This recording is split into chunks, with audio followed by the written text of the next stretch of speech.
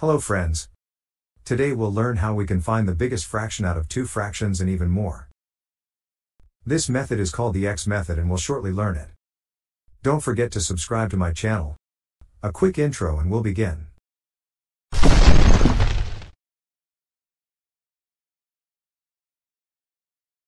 Here's an example of simple fractions. What's bigger, 4/7 or 5/6? Some of you might know the answer already from an intuition.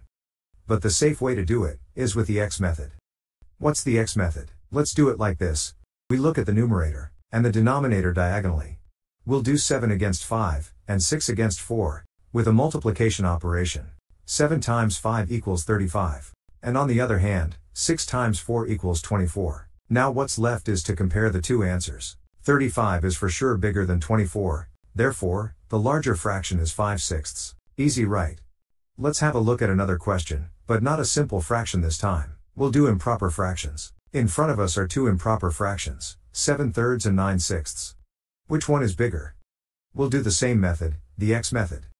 3 against the 9, and 4 against the 7. And now we multiply. 3 times 9 equals 27. And 4 times 7, which will be 28. Now we need to ask ourselves which one's bigger, 28 or 27. The answer is simple. 7/3 is bigger than 9/4. Let's have a look at another question. But this time it'll be mixed numbers. For those who don't remember, a mixed number is a fraction that has both wholes and simple fraction. We're not dealing with certain operation like addition, subtraction, multiplication and division.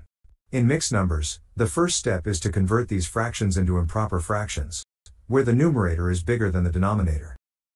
And that's the first thing we'll also do in this example.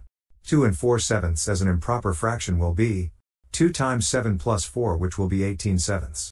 On the other hand, 3 and 3/5 as an improper fraction. 3 times 5 plus 3 will give us 18/5. Now we have to compare 18/7 to 18/5. If we'll do the X multiplication. 7 times 18 and 5 times 18. We can see without calculating that 18 times 7 will be bigger than 18 times 5. For those who want the final numbers, 18 times 7 equals 126, and 18 times 5 equals 90. 18/5 is the bigger fraction. And that's the method. Friends, when we go against any comparisons of fractions, if it's bigger, smaller and so on, we'll always use the numerator and denominator method rather than a mixed number.